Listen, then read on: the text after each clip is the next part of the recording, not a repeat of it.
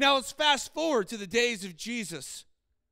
The Jews, they could give the death penalty, but when they would give the death penalty, it would usually be in one of four ways. They would stone someone, they would burn them alive, they would behead them, or they would strangle them. None of them seem particularly fascinating to me, and I hope none of them are in my envelope. However, this was the four primary ways that the Jewish officials would execute somebody should the need arise. Nothing like a crucifixion, though. Nothing like piercing hands and feet. And if you think about it, if you know much about the story, if Pilate, the Roman in charge of the area, if he had turned Jesus over to the Jews, they would have been forced to stone him and not to crucify him.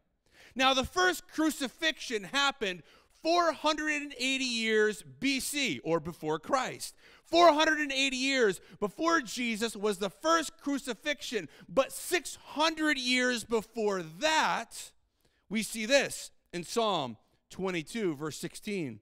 It says, "My enemies surround me like a pack of dogs. An evil gang closes in on me. They have pierced my hands and feet. I can count all my bones. My enemies stare at me, and they gloat. They make fun of me. They divide my garments among themselves and throw dice for my clothing." This is a random and an obscure prophecy, talking something of pierced hands and pierced feet, that people would stare and gloat, that somebody would divide garments and throw dice for clothing. People would read this for 1,000 years not knowing what it meant. See, this miracle had been taking place long before Jesus even ever came on the scene. This miracle began 1,000 years before. This is huge. Now think about this for a moment. Think about this. The people who carried out Jesus' execution were Roman soldiers. The Romans had zero connection with Jewish prophecy. They didn't care about Jewish prophecy. They were simply doing their job. This was a routine crucifixion for them. They whipped him, they punched him, they spit on him, and then they nailed his hands and feet to the cross. They lifted it up. They didn't care who he was. They had no idea. They were ignorant. They were not trying to fulfill prophecy when they did these things. They were not trying to fulfill prophecy when they pulled out dice and cast lots to see who would get his clothing. You know, not only did Jesus fulfill this and many, many, many more ancient prophecies about his death, but he fulfilled his own.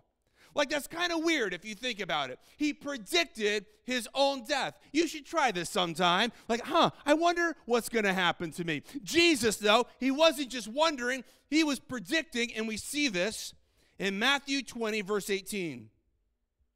It says, "Listen," he said, "we're going to Jerusalem, where the Son of Man will be betrayed to the leading priests and the teachers of religious law." So I'm going to be betrayed there to the leaders, and they will sentence him. Jesus is talking about himself here. They will sentence him to die. Then they will hand him over to the Romans to be mocked and flogged with a whip and crucified. This is strikingly, informative to the way that he was going to die. I mean, he's predicting it so closely, saying, I'm going to be betrayed. I'm going to be turned over to the Romans, beaten, whipped, and then crucified. When Jesus hung on the cross, though, some of the last words out of his mouth was, "It is finished." It is finished. At this point, the prophecies had been fulfilled. He fulfilled ancient prophecies, current prophecies. He fulfilled all of these things that symbolized what was going to happen.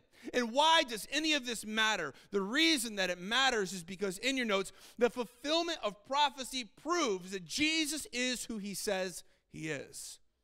See, because he fulfilled all these prophecies, he couldn't just do this on his own. Imagine trying to fulfill prophecy of your death. I mean, this would not be an easy thing, nor would it be enjoyable by any stretch of the imagination, and yet he fulfilled it to a T, proving that his claims were true.